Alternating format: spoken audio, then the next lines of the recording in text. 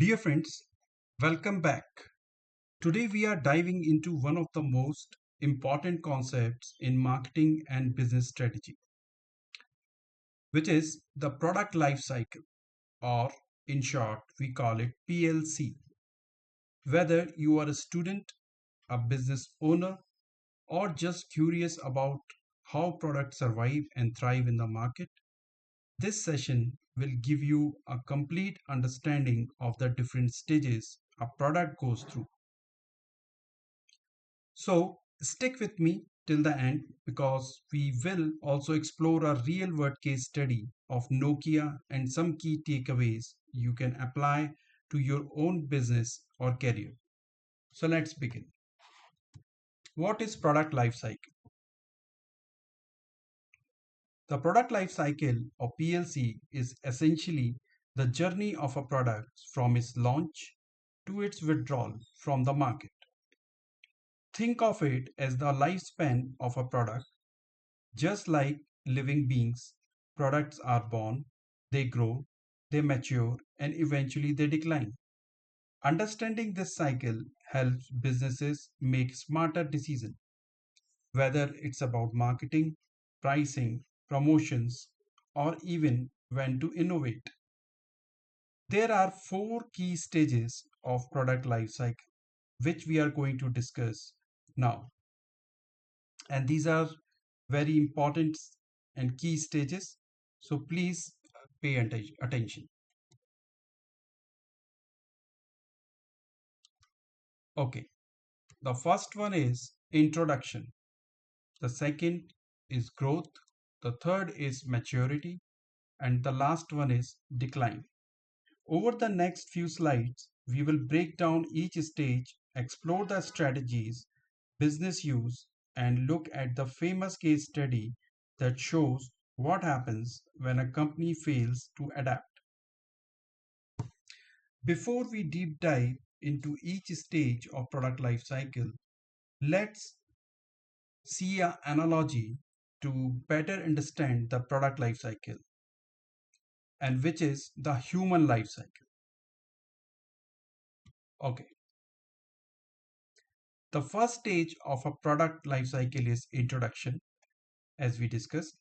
So the this stage is equal to the childhood stage of human life cycle. How? Just like a newborn needs care, attention, and constant support, a product in the introduction stage requires heavy promotions and investment. Parents invest in their child growth before the child can walk or talk independently. Similarly, businesses invest before profits begin to flow. Second is growth stage, which is equals to teen and young adult years of human life cycle.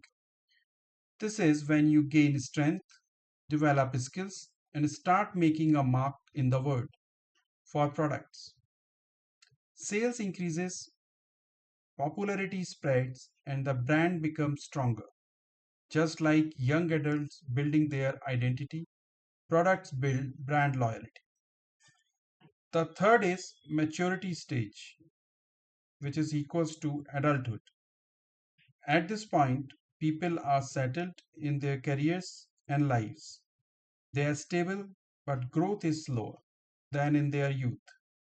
Products in maturity are exactly the same, well established, highly profitable, but facing more competition. Stability is high, but new challenges start appearing. The last one is decline stage, which is equals to the old stage of human life cycle. Eventually, the energy fades and focus shifts to maintaining health. For products, sales and relevance decline. Companies either try to reinvent, like people adopting new habits to stay active, or prepare for withdrawal, like retirement. This analogy helps us visualize that just like humans, no products last forever without change. But just as people can extend their vitality with healthy habits, products can extend their life with innovation, relaunches, or creative strategies.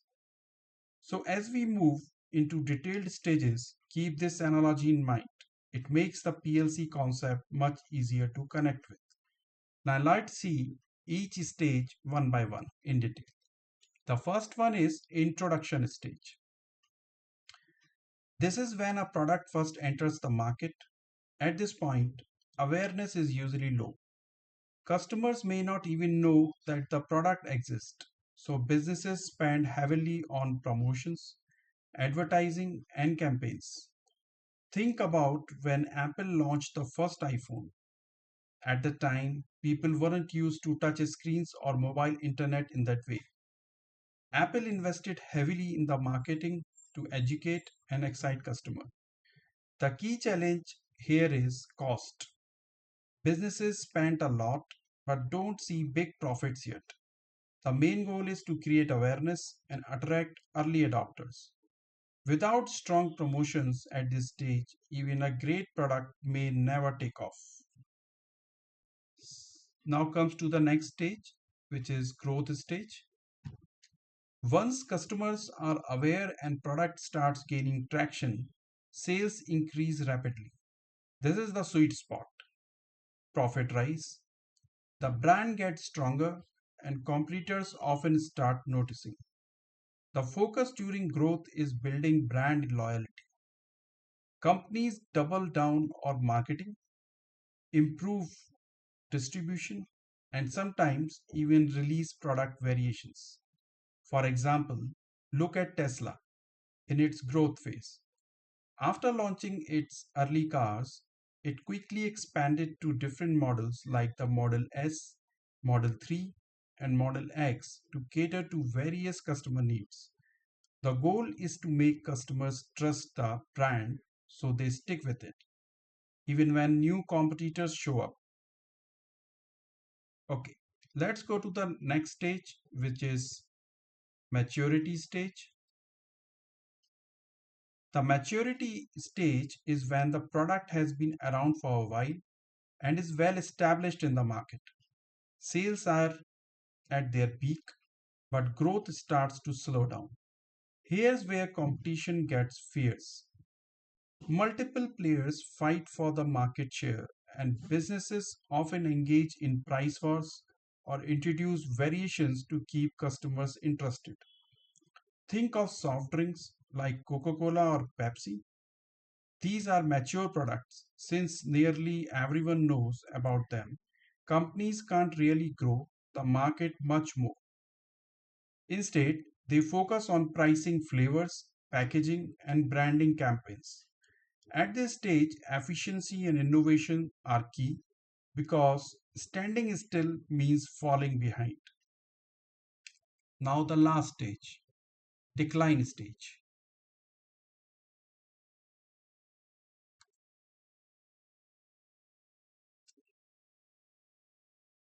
Finally, we reach the decline stage. Over time, customers' preferences change, new technologies emerge, and older products lose relevance. Sales and profits begin to fall. Companies typically have three options here. First, cut costs to keep the product profitable as long as possible. Relaunch the product in a new way, like revamping it and updated features. Exit the market altogether. A good example is DVDs. With the rise of streaming platforms like Netflix, DVDs quickly went into decline.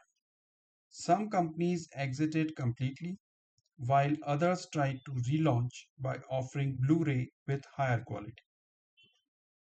The key takeaway is that decline isn't always the end, it can be a chance to reinvent or move resources to something new. Now, let's see the strategies per stage. Though we discussed them already in when we discuss these stages one by one, but let's summarize here what should be the strategies at every stage of product lifecycle. First is introduction. So let's summarize what we already saw in introduction phase. So here heavy promotions and awareness is required because you are introducing a product. So a lot of effort is required for promotions and spreading awareness. Next is growth. In growth phase, our focus is to build brand loyalty. Third is maturity. Here we face a lot of competition and we have to decide whether we have to launch different variations of product to fight competition. Last is decline. In this phase, the focus is on cost cutting or relaunch or exit. So these are the three options which we have in decline phase. Either you cut the cost, or you relaunch your product, or you exit the market. So these are the strategies which we have to focus while we are in different phase of product life cycle. Okay, now comes to a famous case study of Nokia. Okay, in the early 2000, Nokia dominated the mobile phone market. It was in the growth and maturity stages for years with huge global market share. But then came the smartphones revolution led by Apple and Samsung. Nokia struggled to adopt new technologies like touch screens and app ecosystems. Instead of innovating quickly, it stuck with its older strategies and soon entered the decline stage. By the time it tried to relaunch with Microsoft, it was too late. The lessons, the right strategy at each stage of the product life cycle is very, very crucial. Adapting to change can mean the difference between survival and extinction.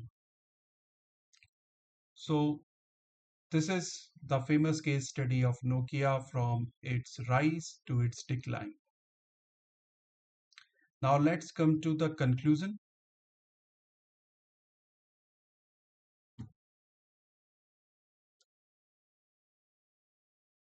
The product life cycle is more than just theory. It's a powerful tool that helps businesses manage products smartly. By knowing whether your product is in the introduction, growth, maturity, or decline stage, you can make better decisions about marketing, pricing, and innovation. The final takeaway is very simple: adapt to survive, innovate to thrive. If you are an entrepreneur, marketer, or even a student, understanding PLC can give you a real edge in the business world. So here we end our video. Thanks for watching. If you found this helpful, hit that like button, subscribe for more business insights, and drop a comment below with an example of a product you think is in the decline stage. Today, I would love to hear your thoughts. Till then, please take care. See you in the next video. Thank you so much.